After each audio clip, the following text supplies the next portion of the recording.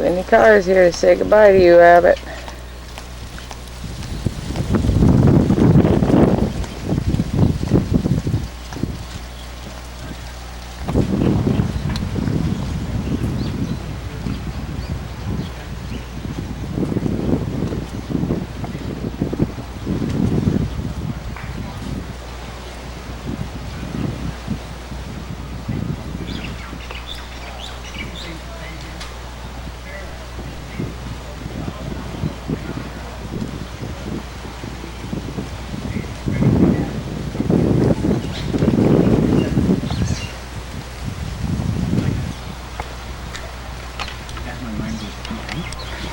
A very dear friend of Abbott. Just introduce the family. And you need to forget Lambert. And aloha. Thank you very much for coming. Thank you, Lambert. I'd like to introduce the family of Abbott. The people who helped raise Abbott. They're all very nice people. They're all very big. They come from all over and have joined us here today, and I'd like to start with daughter Emily, wherever you may find her. Emily, aloha. Could you stand so everyone can see you? I would also like to introduce Brother Towner Galaher. And Towner, is your family here with you today? Welcome, Towner. Brother Matthew Galaher and his wife Megan and their young child. And Sister Eliza Galaher. Sister Ursula Galaher. Uncle Towner Menifee. And Auntie Nancy Menifee.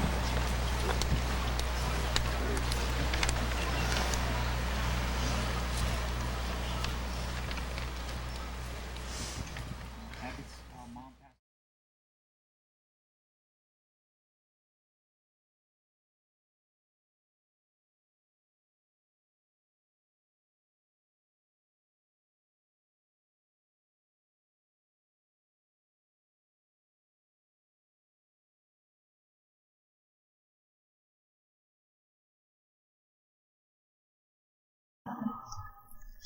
Good afternoon, I guess I should say mahalo. And I do this with the greatest pride.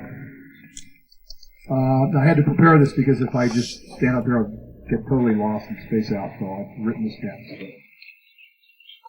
So I entitled this, My Brother, Abbott Galaher.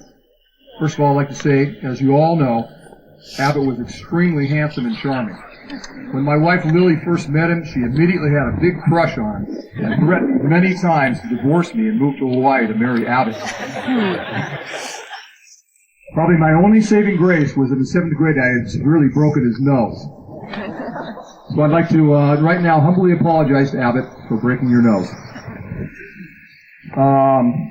I'd like to start off with just share a few childhood memories, which we had many. We had probably shared every multitude of adventures and experiences together. But first one, I would say, well, it doesn't really matter what order, but we lived in a house that my parents had built, and it had kind of a large yard. And every once in a while, there would be some broken glass that would show up. So my father, offered Abbott and Aisha a penny apiece for each piece of broken glass that we had. And we had a little tree fort just up in the corner of the property. We started off together very sincerely, picking up glass where we could find it. And in about 15 or 20 minutes, we had degenerated to taking bottles and crashing them on the floor of the tree fort and then smearing them in the dirt. And which we brought back to the house, and my father kind of looked at it and shook his head and, no, I don't think so. And then, of course, every very noble endeavor, we had these planned dirt clod battles that would be planned 3 or 4, maybe even 6 weeks in advance. It would be like Saturday, April 10th behind the NATO's house down in the gully. We had these 2 teams. And Abbott and I spent countless afternoons up in this little secret hiding place making these trays of dirt clods. We stacked in these trays in rows. And by the time we finally collected them, they had turned as hard as cement. So I really felt very badly now for the opposite team. But they weren't being hit with dirt clods. It was more, like I said, maybe cement or stones. And then the Boy Scouts. We were in the Boy Scouts together, and we went on the eastern side of Mount Hood in late October. It was pretty cold, especially at night. We had a treasure hunt. So on the treasure hunt, I was on the same team as him, and the other team had to cross the creek back 3 and 4 times in the afternoon when they were falling down. We were laughing at them. We were getting all these clues, and finally the last clue, right before it got dark, it was like bearing this tree. They had a compass bearing this tree way on the far side, way up there. We knew where it was. So we said, okay, we're going to get 6 o'clock, and we're going to walk up to this bridge about a mile so we don't have to cross the river. And so we did, and I remember my hands just got really numb cold, just painfully cold. I said, all right, we're going to win, take some great prize. And Abbott lifted me up in the tree, and there was a package up there, and I pulled it down. It was a bag of brooms. There was another time we were in baseball, going wild, and I walked. Next guy came up, I was right back with my focus, and I just nailed about 7 more guys. And Abbott came up again. This time I pulled myself together, and I struck him out. He was furious. Then also, I would have to say, ever since we were little kid, Abbott was always extremely protective. Well, except for the times we had fights, which were many, and he really kicked my ass many times. And I probably won about 5% of the fights. And actually, I came up with this strategy because we'd always get in trouble. I said, well, you know what? I'll just kind of curl up in a ball and I won't fight back. What was I thinking of? I don't know.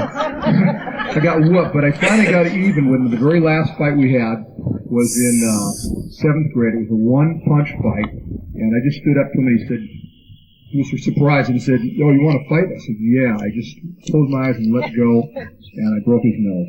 That was the last fight.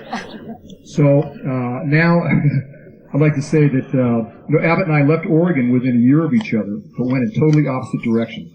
Hawaii, and I moved to New York City. Here in Hawaii, Abbott enacted a stunning drama of self-reformation whose impact truly reached profound proportions. I have spent the last week here meeting friends and people that knew Abbott, listening to countless stories, all deeply moving.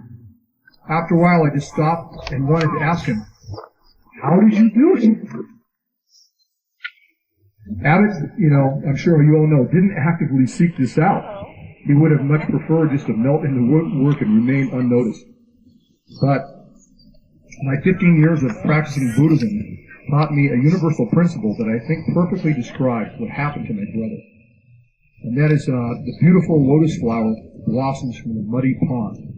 Once he took on the challenge of self-reformation and the intense internal daily struggle that it entails, all the present sufferings and negativity and problems became rich nourishment to develop a huge heart of compassion that grew to match the Pacific Ocean that he lived next to.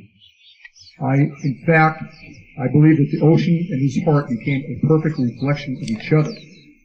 He gave selflessly of himself, embracing and encouraging others in the midst of his own. I believe this is tremendously admirable. He went on to become a trusted, respected, some would say even revered worker, and deeply touched the lives of all his working comrades. And he became a model, incredible father that held people in awe. One of his paddling partners who I spoke with called him a warrior poet, and I'm sure you'll hear more about that. And, as I said, in the midst of his struggle, he helped numerous others find their own path to self-reformation. I believe he truly found his mission in life and fulfilled it. He gave and gave and gave and gave, and then gave some more. His sudden death sent a great shockwave that touched all those that he had touched. But as I reflected more and more this past week, I came to feel deeply that even his death itself was in fact his final gift to us. Caught up in our daily routines, it can be hard to see the forest for the trees. Through this shock, though, I've seen all who knew him thinking constantly about his life with deep reflection. With our attention keenly focused on Abbott's life, we are compelled at this time to ask, what was the message of his life? I would say that his life cries out, live with a big heart, live a contributive life, and love your children and young people. And I would like to shout out, right on, brother. You created a stunning succession of victories and contributions. Excellent work. All right.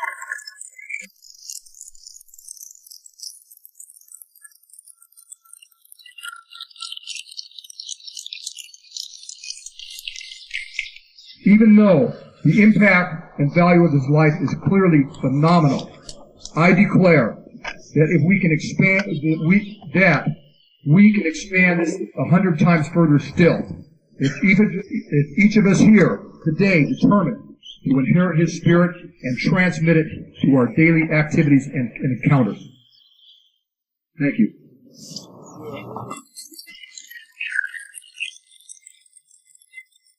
In conclusion, I would like to deeply thank from the bottom of my heart, on behalf of all the members of my family, for all your overwhelming love and support for this event and for everything we've been experiencing this week.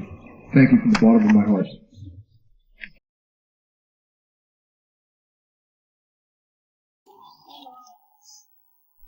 Abbott's little sister.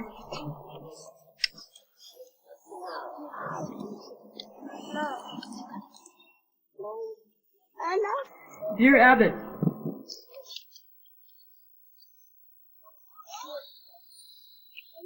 it feels like I haven't had much chance to be alone with you yet. It feels like I'm at this huge party, waiting and waiting for the guest of honor to arrive. You're just not going to show. Everyone's mingling, everyone's happy to see each other. We greet, we hug, we smile at the sight of one another. But there's this big void. Where are you, big brother? You who showed up for me in the most challenging of times. You who so often scared me as a child, then guided me into grace. There is hardly a single memory of you from my childhood, however light, that is not tinged with some darkness. Darkness transformed into dark humor, as we all survived the adventures and misadventures, and were able to tell the story. You are, in the end, my good Samaritan, one with the least who gave the most.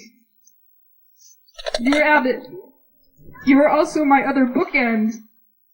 Separated by 11 years and thousands of miles, with 3 siblings in between, you were nonetheless a clear, crisp reflection of myself. My good Samaritan, you guided me out of addiction through bouts of depression, and you did it with simplicity and humility, and often, literally, you did it with poetry. The last time I saw you, the last time I was here, was 7 years ago when Mom died. You greeted me at the airport and hugged me as I beat my hands on your back like a little child. I was so sad, and you held me. I know that you hold me now. I know you will always be my other bookend, my big brother. Now I pray that I can walk simply, humbly, giving to the world as you did. I pray you can rest easy now, knowing that you have graced us all with your light, and that we can carry it for you now. I love you, big brother. I miss you. And I know that you are right here, hugging, smiling, and filling the giant void with your eternal love.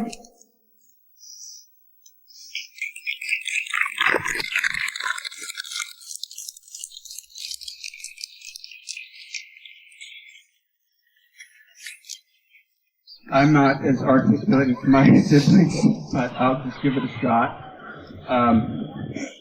I didn't write anything down, and I was thinking, well, Abbott had a couple different lives. He had a life on the mainland when he was a kid, and then he had a whole kind of rebirth, on the islands. And I was trying to think.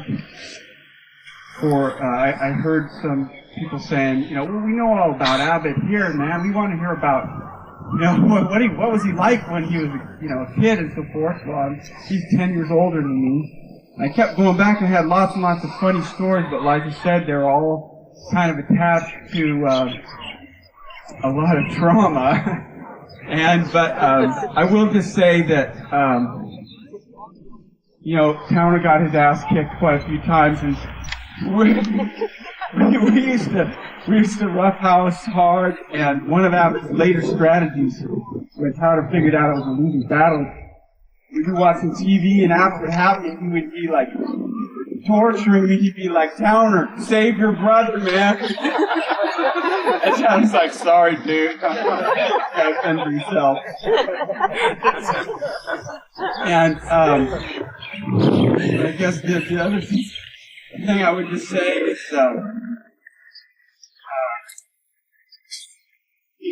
Galaher lost their father early, and our, mother's been out of the picture for a while, and I just go, the memory of these people is like a place of strength for me to go to, and Abbott, I think I can't really elaborate on that too much, but I just am so proud of him. And when my father died, that was in the kind of early 70s, and that Abbott was a major father figure to me. That was very, that was not, Abbott, the Kona Abbott who pulled his life together. That was Abbott, chaos, trauma, he still managed. The big heart was there all the time, and he basically, in many ways, he raised me to some degree, and I'm digressing, so I'll just let it go at that. When I got off the plane here, it was hard for me because there was no Abbott at the airport, and I just want to say that, and we came straight here, and we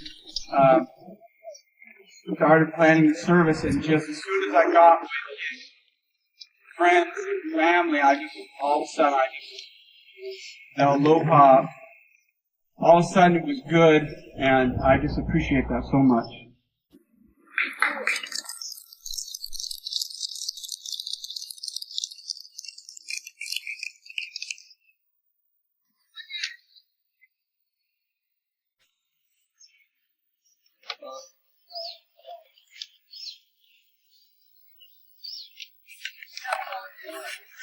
I'm Uncle Cal.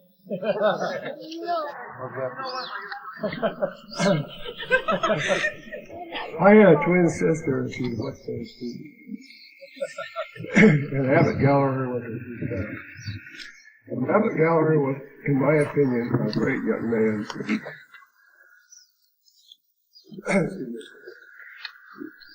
He was courageous and overcame great obstacles.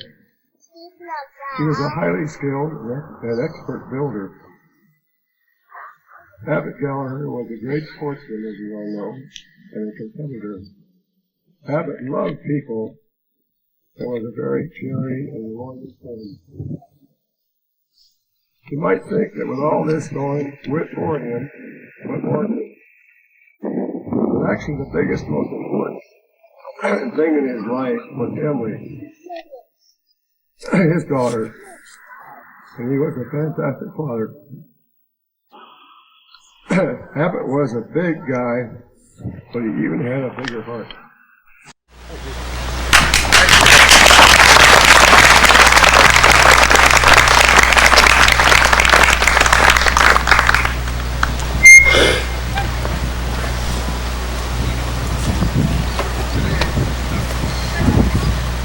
I'll just leave the mic up here. Whoever wants to come up, it's all yours.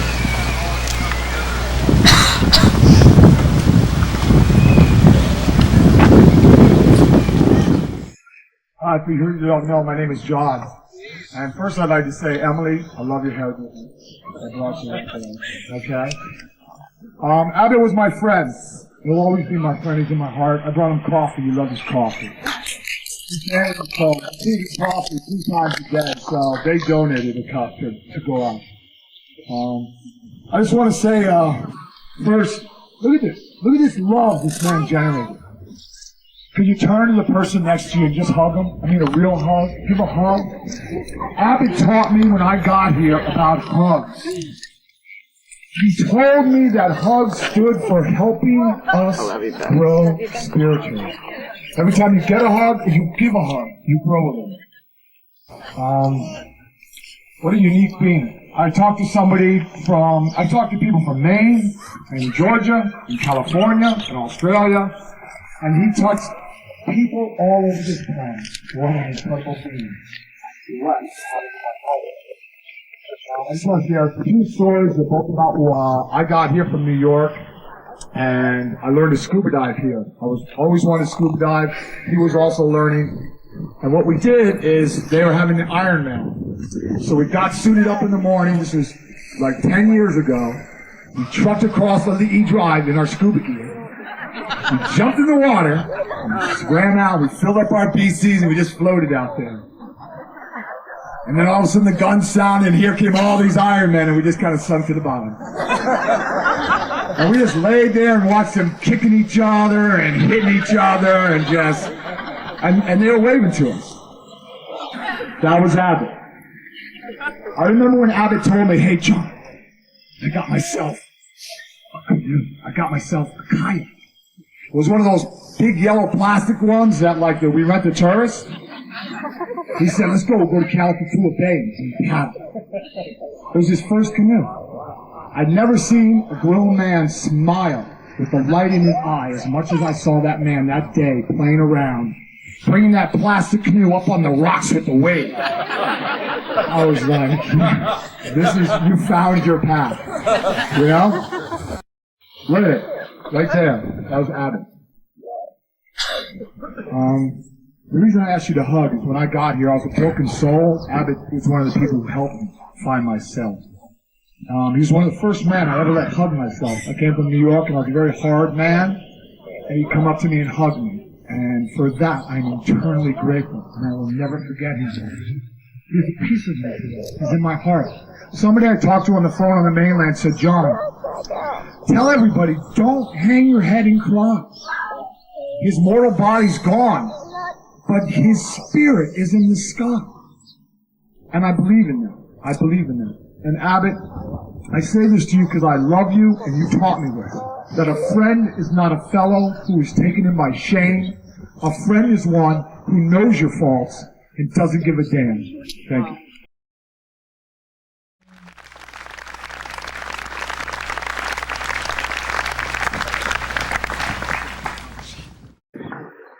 I just want to share something about Abbott, how I met him. I met Abbott 13.5 years ago. I was strung out on drugs. He was the first guy, well, he came to hug me like John was saying, like I like to hit him. But yeah, he helped me through my journey. And I know his journey, living here on the Big Island, will never stop. His journey now is a spiritual one. But anyway, I met Abbott 13.5 years ago, and you know that guy, man, me and him fought. He fought a lot. And I think the longest he ever kept it in, when I kept it in, was 24 hours. And his way of making up to me was, homeboy, mocha. Me and him always drank mocha, coffee and mocha every morning. But that was his way of saying, oh, I was wrong.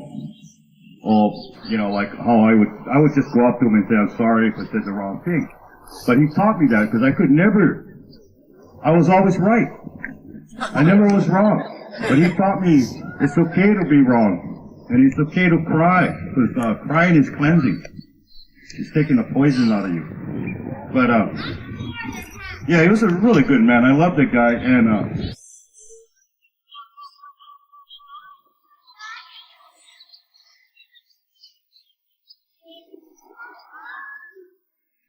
yeah, for years he called me homeboy.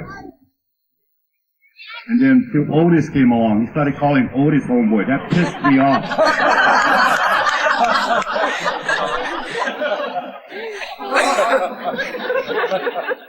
So, once in a while, I knew when Abbott had really wanted to share something he was going through, he would call me up, hey, I need help rolling my trusses or something. So I would put on my bag, and we would, like, put up the trusses, and we would talk about, whatever thing I was going through, Abbott was. But I asked him one day, I told him I'm upset. He said, why? I said, how come I'm not homeboy anymore? And he said, what do you mean? I thought I was homeboy. You call Otis. Every time you call Otis, homeboy. He said, well, he looked at me, you know what? You're my brother. You're like my kin, next of kin. I love you, my brother. He told me that. And these words, every Friday when he left the job site, so I got to work with him for the last 5 years. 8 hours a day, 40 hours a week. Yeah, he drove me nuts, I drove him nuts. But he's things in the morning, he always would tell him, good morning, brother. And when he would leave on a Friday, he would say, aloha, my brother. And I remember, like, when people passed in the past that me and him knew really good, like somebody who passed away. A couple times I sat with him and I said, I wonder how they passed away. Did it OD? Did he get into a car accident? And he told me, he looked at me and he said, does it matter? The main thing that he was a good guy and he loved everybody and helped him. It doesn't matter. And that's the way I feel about Abbott. And he taught me a lot of stuff, that guy. And like his life to me is still unfolding.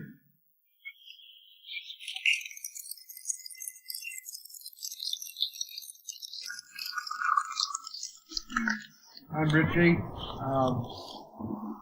Unbelievable. If that was here right now, he'd run. He would. I brought these seeds. I met Abbott the second day he came to Hawaii. And we started on a journey together. Got out on the water. Well,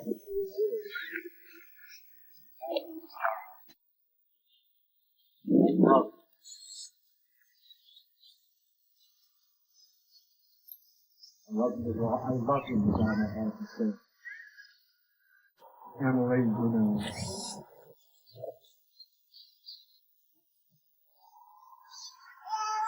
I'm not going to tell any stories about him. I'm going to go on and on. But the one thing, all this stuff used to happen, these incredible coincidences, strange happenings would begin, and rumors would pour up people who were supposed to be dying, and he had 3 words, and he would say, gone.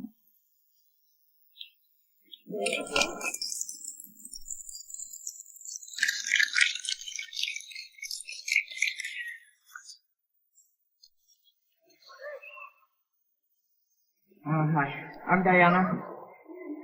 I guess it's a day for coming out of the closet. 15 years and 3 weeks ago, I had an overdose on Waikiki. And some people took me to Richie's house. And they walked me and talked me and made me eat and made me drink. And Abbott was there. And Richie and Abbott, they talked to me. And for those of you who know, an addict that is still got their heads in the drugs is pretty hard-headed to talk to. But they talked to me anyway, and they told me, stuff. I'd already been around meetings and stuff.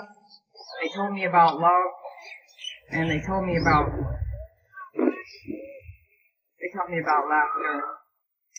But Abbott, he pissed me off because he told me, I don't think you're done yet anyway. And a year later, he came to my first birthday clean. And he came to most of them. And for a while there, Abbott and I drove to the jail over in Keauhou on Monday nights. We got to talk a lot. And all you people that are here, there's many more that have called me over this past week or so that wanted him to know they were thinking about him and that they loved him. And there's a whole lot of people that are breathing today because of the message of hope that he brought. And I want to thank you, Abbott. And so does Marianne and Steve and a whole bunch of other people that can't be here today. And Emily, I want to say to you, I remember when you were born, and I remember, like, you were this cute little baby, and I was afraid to hold you. Because I knew I'd want a kid. So finally Abbott says, how come you haven't held Emily? I go, if I do, I know I'm going to end up pregnant. That's not how you get pregnant. I know. But anyway, so I got some kids now, Emily. Thank you. And I can only hope to be as good of a parent and as loving and as interactive as you all.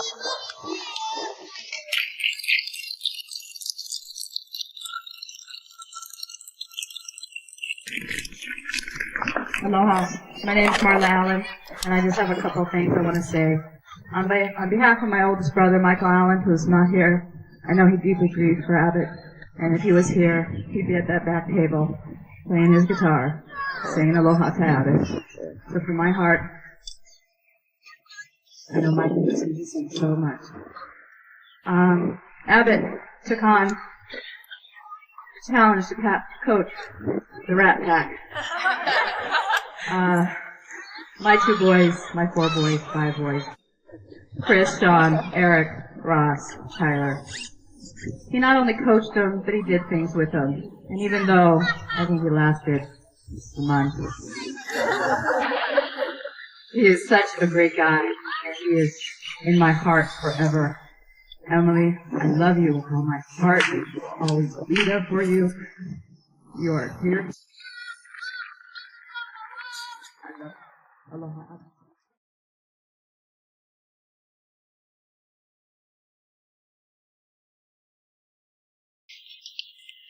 Hi. I've known Abbott out as long as I can remember, and he was like my uncle. He just taught me so much, and I miss him, and so, what?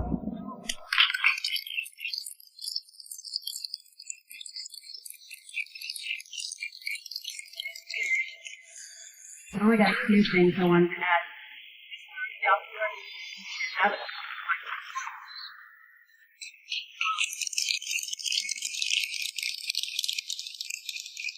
There's a lot of stories about Abbott, but one thing I wanted to relate to him. He gave me my first really true parenting skills. He gave me the best advice I've ever had. And I've been having this when I first got home with my youngest son, and he's sharing things going on. What is the thing to do? And I'd like to carry that piece of advice on all aspects of my life. I have some words, but it took so much to try to find these words to come together. There aren't my words, but they say what I want to say. It says, I am standing upon the seashore. The ship at my side spreads her white sails to the morning breeze and starts to the blue ocean. She is the object of beauty and strength, and I stand and watch her until at length she hangs like a speck of white cloud where the sea and the sky come to mingle with each other. Someone at my side says, there, not. Gone from my side, that is all. She's just as large and massive as far as left. She's just as able to bear her load of living weight to her destined port. Her diminished size is in me, not in her. And just at the moment when someone at my side says, there, she's gone, there are other eyes watching her coming, and other voices ready to take up the glad shout. There she is.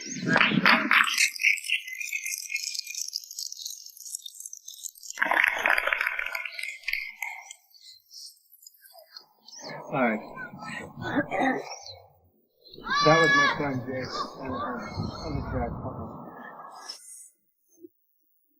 I haven't tried one beer yet. It's happened. I knew it happened today. I only have one thing to share, and it's everything I can hold right here. On Sunday, the boy Cal called me up. He left a message with Jake. I called him back. And all I wanted to tell him was that he loved me. That's all. He didn't want anything. He just wanted to tell me that how much he loved my family. And he always said, right on, Cole. All he ever said was, right on, Cole.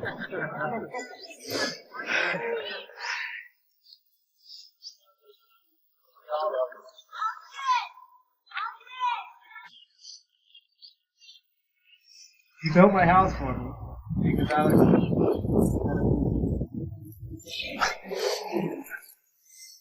And all I could ever talk about is how much he loved to build a house. And now I come into my driveway every day and I thank you from the bottom of my heart for his time.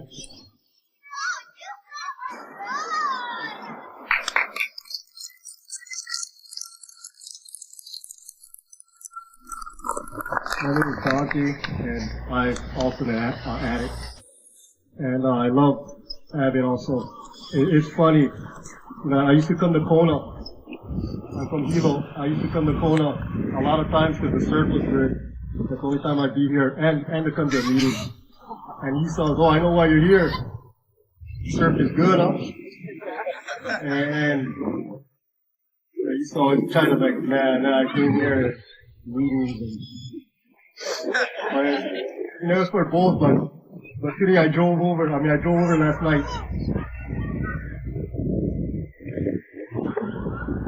You see him. I loved it too.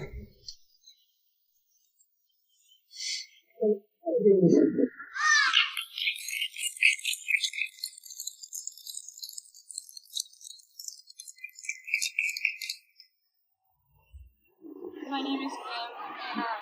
I knew Abbott. I first met him. He used to work with my brother. They were partners building houses, and once in a while he'd come home with all the guys would come home and hang out. And I never even realized that he never drank or anything, because all the other guys were. But we talked stories, and then I started paddling. I paddled through for 5 years. And I remember the first long distance race we won was this one, the harbor. And he came up to me, he was so proud of me. He was like, right on, Kim. And then when I walked in the rooms, I too am an addict. I walked in the rooms and I seen him, and he was really supportive of me. And the first time around, I relapsed about 9 months, and he told me, don't give up. You know, I believe in you, Kim. And fortunately, for about 4 years now, I've been trying to get that year. One of these days I will. But I had the opportunity to have a wonderful conversation with him at Christmas. Emily and my daughter, Abbott, and myself were in the grocery store shopping. And I think we were driving the girls crazy because we were just yapping for about 45 minutes. And he believed in me, and that was really neat. You know, because I struggled with my problems. But Emily, sweetheart, I miss you, Dad. We all are. Thank you.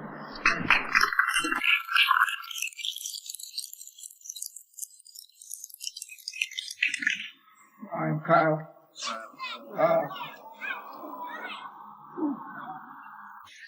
I've known Abbott almost 16, 17 years. Carpenter, I met him on the job site in Waffle Valley, Keauhou, about 17 years ago. Retired dosing, living with silly illusion that I was kind of getting it together, and we just checked each other out, and I was looking at his arms, and he was looking at mine, and we been in a lot of the same places, trying to carry something together.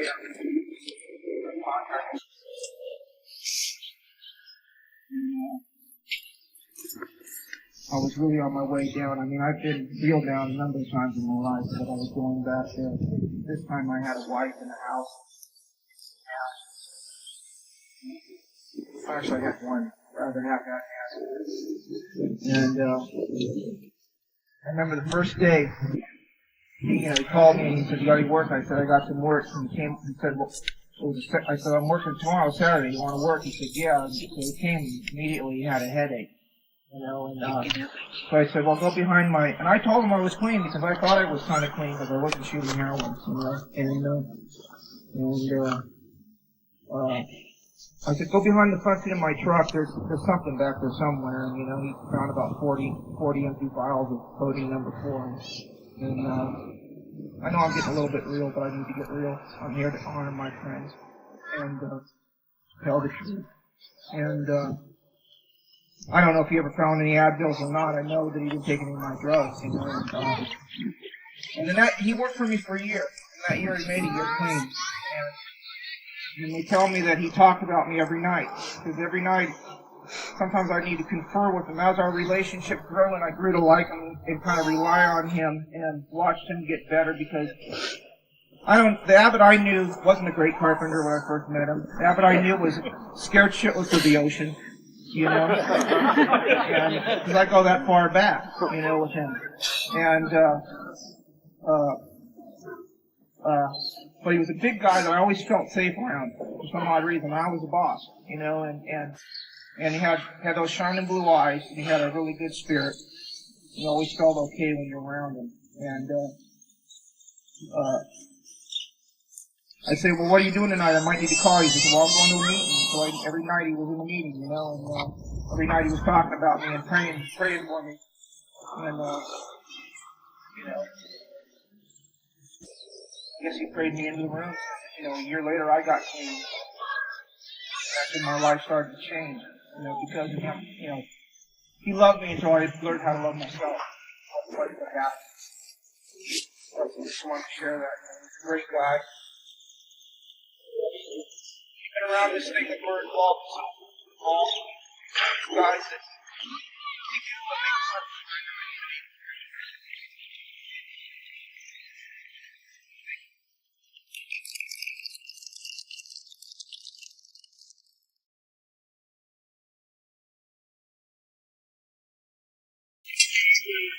More than Abbott. On that big white truck along this string come down, that loud diesel. More than he loved the ocean, and he loved it a lot. More than he loved all of you, and the canoe clubs, he loved Emily. And I really want Emily to know that. When your dad used to finish paddling in the evening, you know how tired they all are? I'd be out watering, and he'd walk over so many evenings and just ask me, because we all love our kids, how he was doing as a parent. He worried about you and loved you every day of his life. He cared very much how you turned out and what kind of woman you'll grow up to be. And all the time he wondered, was he giving you, everything as being both parents? And he used to ask people how he was doing because he worried so much and cared so much that you had everything you needed in life to turn out to be the most beautiful version of Emily you could possibly be. And I just want you to carry all of this with you going forward. Know that he's up there watching you, and he does care how you turn out. So make him proud of you.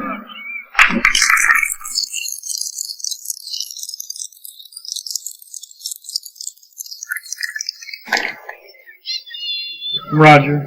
Hi, Roger. Figured I better jump in here and since there's going to get much more chance. Everybody's running up here. They all have such great things to say about this guy. Listening to her talk about Emily, I was remember one of the first times that I met Abbott, and he was holding Emily, and he looked over at you and he said, "Emily, where's God?" And you went like this. And he taught you that, and I just thought that was a spectacular thing. He was the first guy I know that he went to parenting classes. You know, what a concept! I just thought that was. He had so much good stuff that I carry with me even till today. And I'm just gonna miss him a whole lot. The one thing that I always remember him telling me that still sticks with me today was that he was a big blues fan. I've been here, Stevie Ray Vaughan, I think about it. And one thing I remember him personally telling me was that Rod, you know that song Forecast Call for Rain?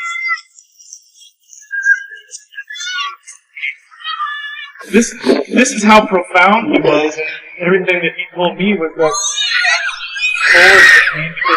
there was some really good stuff on the other side of that. That he was going to learn a wonderful lesson. He was going to find some immense amount of love from that. And that's the thing that's going to try to, keep me from just going, not being around, is the fact that he told me this, and I'm going to remember it. And I hope that everybody else can remember it too. That even though this is a very difficult thing for us to deal with, that we're all better people for knowing him,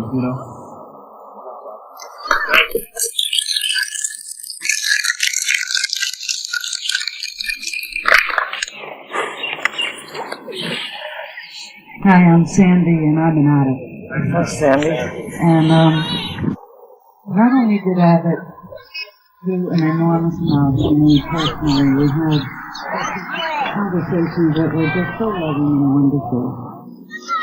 But I really want to thank Abbott for helping save my husband's life. Because I came here, I met and married a man that I love very much. And I don't know of any more profound love than my husband has to Abbott. He is such a gift to our family. He will be greatly missed, but more than that, the gratitude will go on. We have 4-year-old twins, and and part of our nurturing or healing all these wounds will have an enormous effect on our children. So this doesn't just touch one generation. This man has touched so many. And I love you, Abbott, and you know how much.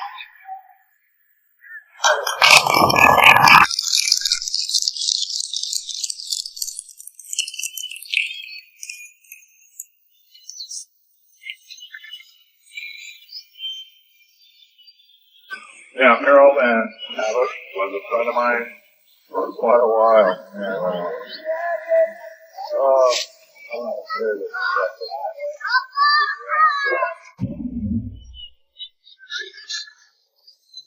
oh, my Stevie Ray Vaughan line. But I moved over here about 12 years ago. I had met Abbott prior to that coming over here. California. Over there, it started raining, you rolled it up, you were on your way home. So, I fell in a house down south. Abbott's like walking on a plate line, raining so hard, you can hardly see him. He's cutting the lumber while he's walking on it, and he's like screaming out of the sky, "Rain harder, rain harder!" Oh, okay. Anyways, he's saying rain harder, and it's just, that's the kind of zest he has for doing things, one of the great gifts that Abbott gave me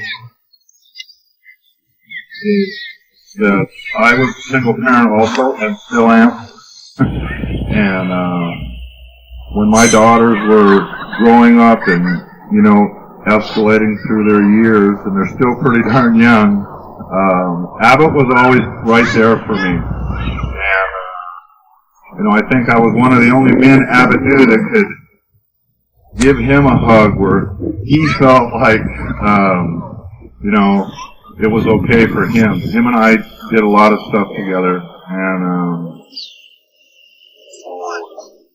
that's really all I got to say. He's a great man, and I love you too.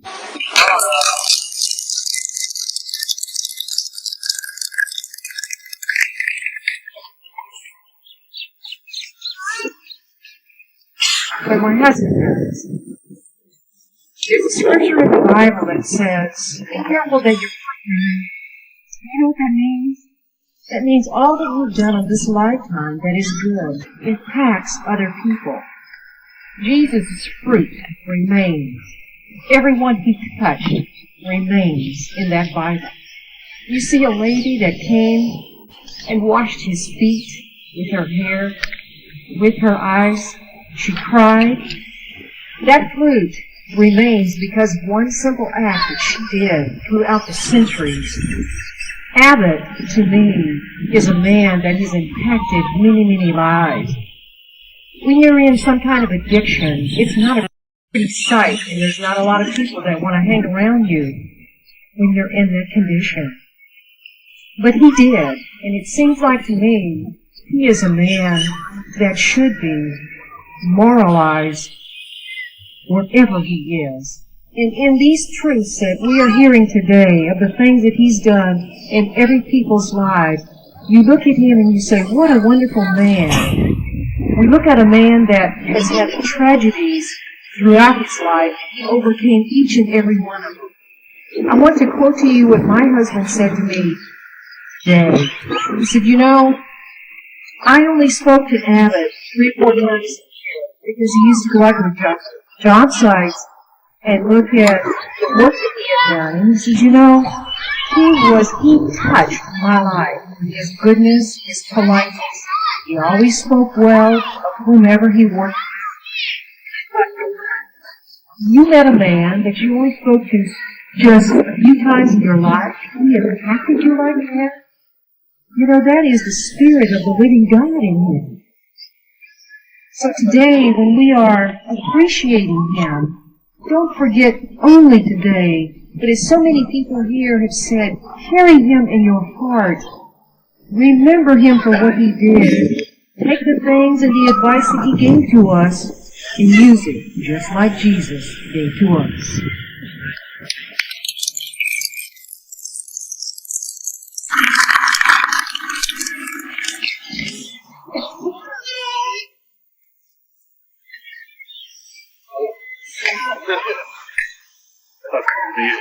My name is Mike. I don't have the history that most of you have with Abbott. I met him when I first came to the island in 1997.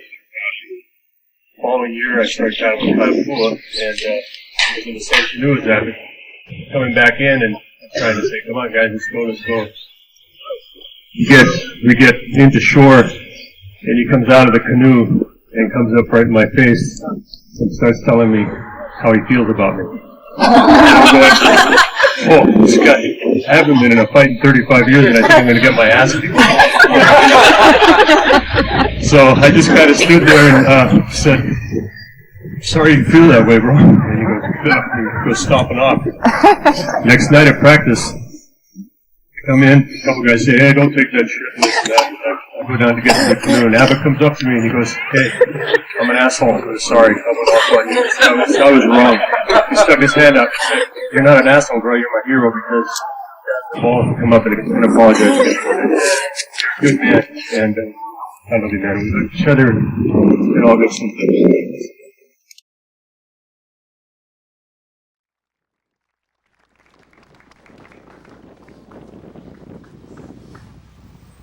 Yeah.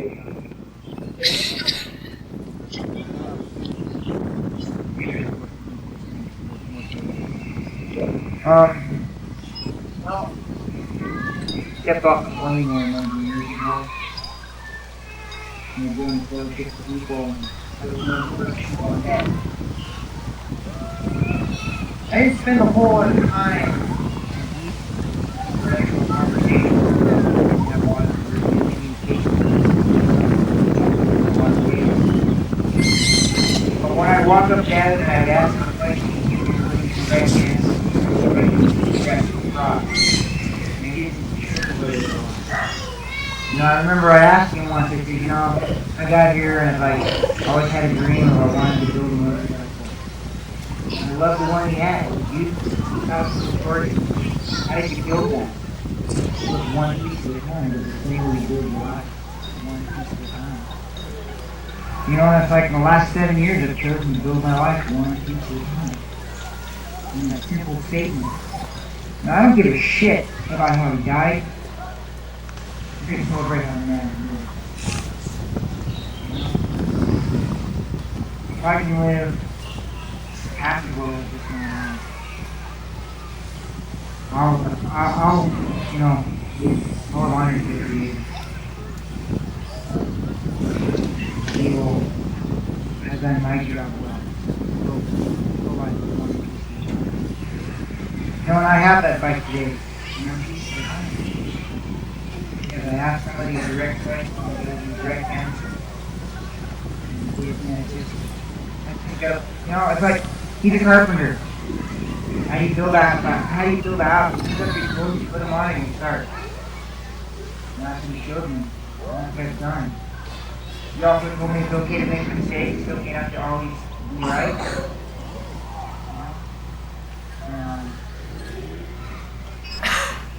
I've heard it said once or twice, and I'll try to repeat it again. Like he used to say, what's the loving thing to do now? What would love do right now? And love for me right now is say thank you. You should give me. Thank you for showing me what life is put together one piece at a time.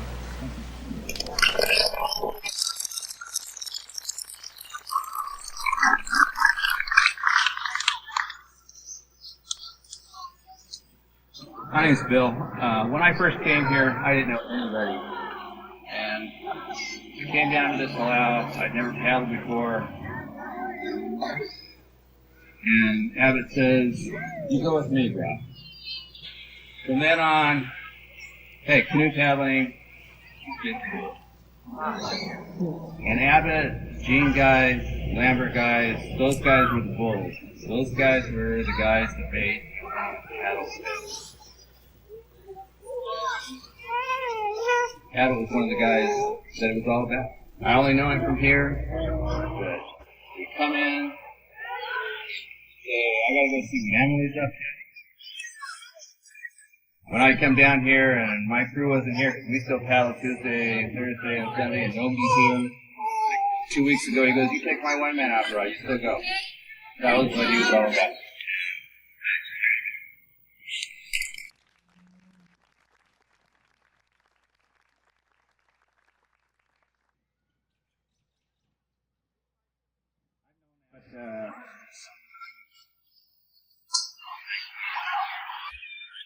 Time seems to say from one cycle into another very corner. There's something that, a couple things that are ringing in my mind. Like there's so many people come up here and acknowledge the love and devotion.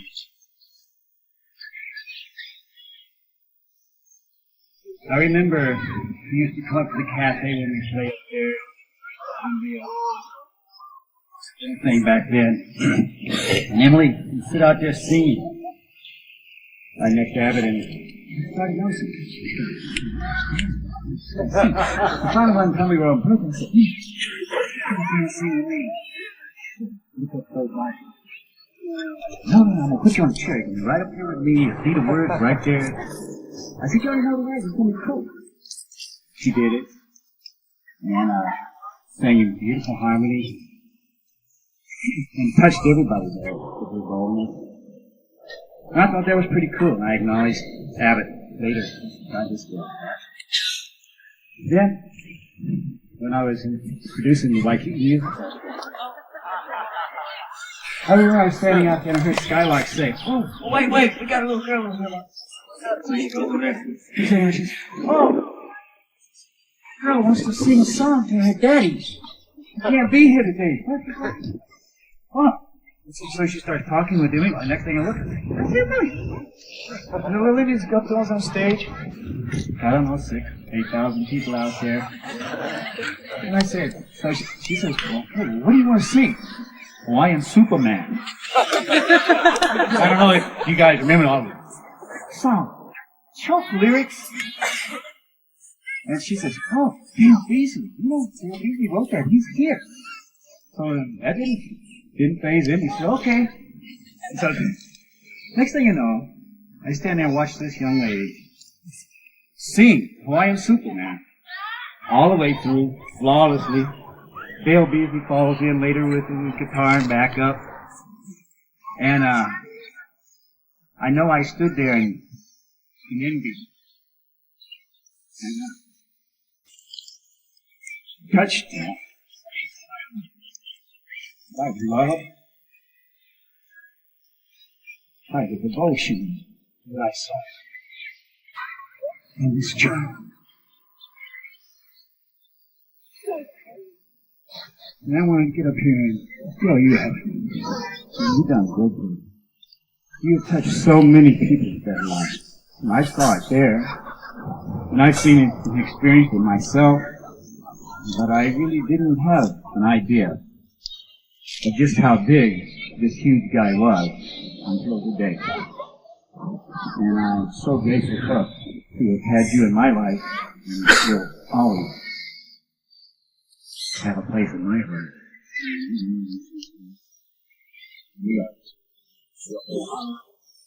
Extended family gift really means peace.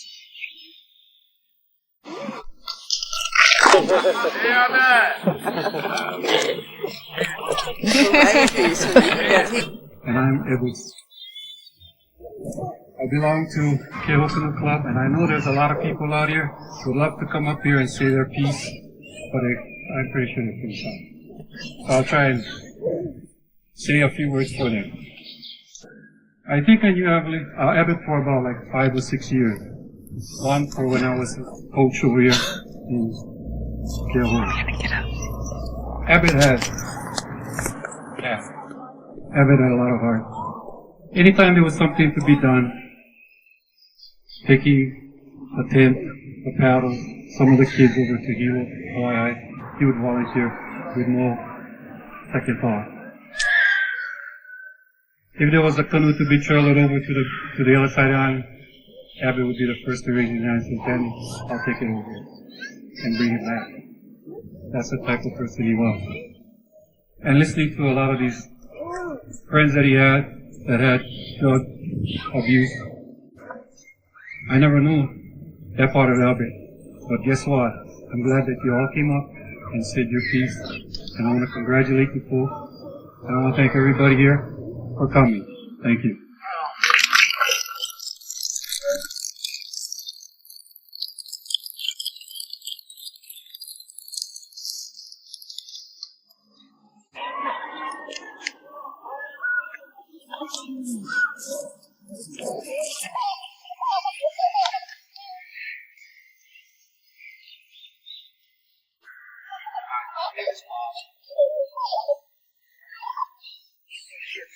I have really to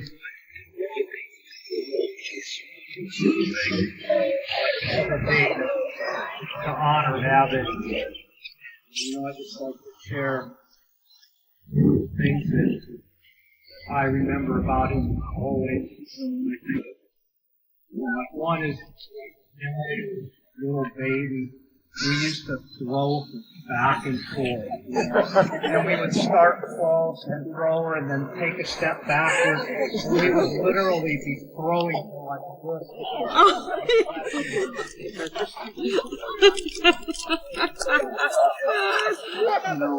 we used to go scuba diving years ago. And, it was just like was like what serenity was. To just like there was no talking, and to just go down about 120 feet into the ocean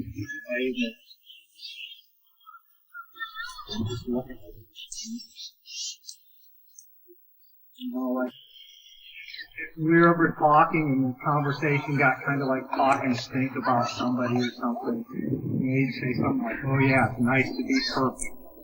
And that would be the end of the conversation, you know, and there would be no more talk and stink about the person, you know.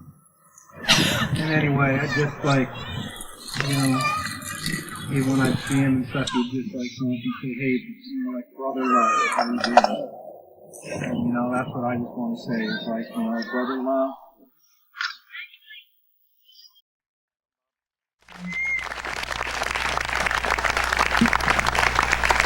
We have to trade pictures. We have to trade pictures. Hi everybody, my name's Nate. Nate. And I didn't want to say anything because I was kind of ashamed, you know, and nervous. But then I thought if I left without saying anything, I'd feel bad. So here I am, and I want to tell a story about Abbott. I met Abbott about 7 years and 11 months ago, almost to the day. And I know this because Abbott did something for me that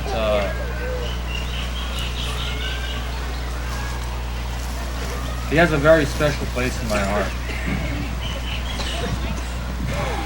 At that time, I wasn't doing very good. And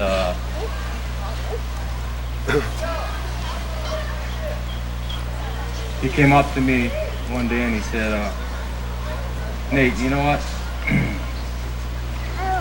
I know you're not doing good, but I can help you." He said, "If you need some help, call me." So I called him, and he helped me.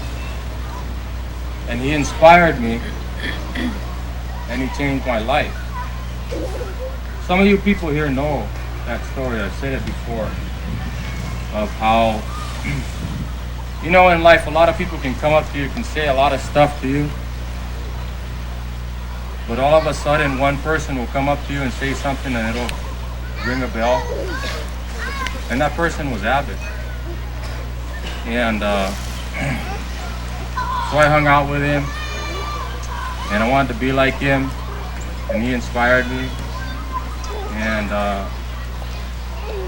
that's my connection with him. And you know, Abbott had this one quality that I think we should all aspire to have, and that was unselfishness. And he was willing to help me. I can only speak for myself. I saw him help a lot of people, and he's just a good man. I miss him. I love him. I also want to say is after I met him that day and got to know him and we hung out, and then I saw him at a canoe race. No, it wasn't a canoe race. I take that back. I ran into him downtown. And I'm not going to try and make it all dramatic. I'm going to try and tell a good story, a true story here. So I ran into him downtown. He says, "Nate, I didn't know you paddled." I go, "Yeah, I've been paddling a long time. I've been paddling all my life." He goes, "Wow, man, I just started paddling." And you know, I went out the other day on the canoe. I think it was probably one of these canoes. I think it was right out here.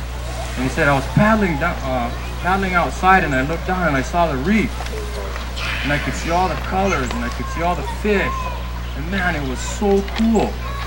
You know, it was awesome. I mean, I don't know, man, I just never had an experience like that. I love paddling. I'm gonna paddle all the time now. I said, right on. And he did, you know, he did. He was paddling after that, racing all the time. And He came down to Keauhou Canoe Club 2 years ago and paddled down there when I was coaching the men down there, and he was always very supportive and very helpful, and so you know what, all you paddlers over here, when you guys go out and paddle, if you look down and you see the reef, think about Abbott, because maybe he's down there swimming around down there with the fish and the coral. Maybe he's giving your canoe a push. Or if he didn't like you, maybe he's hanging on to your rudder. It's funny.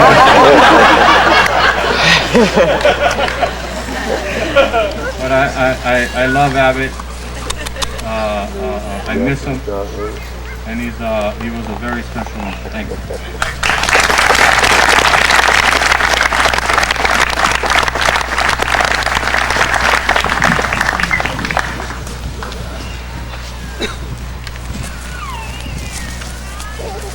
My name is Marco. I was lucky enough to get to work with Abbott, play with Abbott, raise a family together. In a long time. This is real hard. But I did want to stand up here because I want to acknowledge what a great man he was in my life.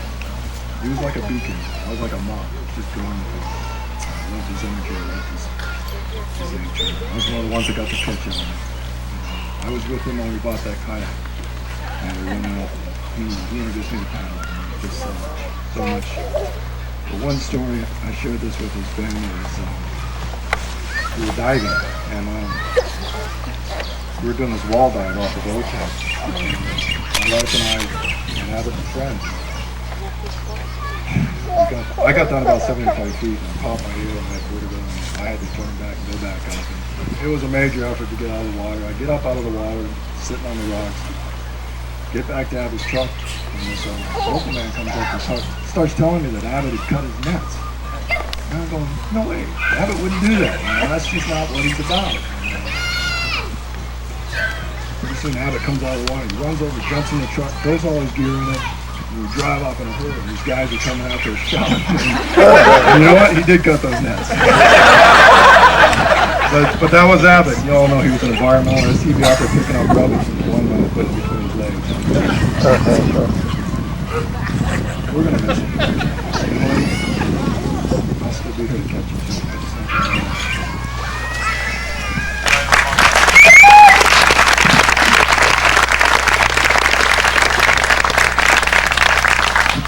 Hello, my name's Cheryl. I've only known Abbott for as long as I've been paddling, but he brought a lot to the sport. He did have a huge heart. He was a great competitor, and I'm really going to miss him out on the water. He always had a kind word, and he always competed no matter where he came in. It didn't matter to him. He was a competitor, a true competitor, and an incredible person. I feel proud to know him because I didn't know this whole other side of him. All these people came up to give testimony to him, and I feel really proud to know him. He touched my life in a way too. I remember the first time he showed up with Otis. I thought, that is so not you. The dog did not fit him at all, and I couldn't understand because you know how dogs are supposed to look like their owners, right? But the first time Otis caused a stink, and he lifted him up off the ground, and the dog started fighting to get back down to get whatever it was he wanted, I realized that he had as big a heart as Abbott did, and that's what made him just like his owner.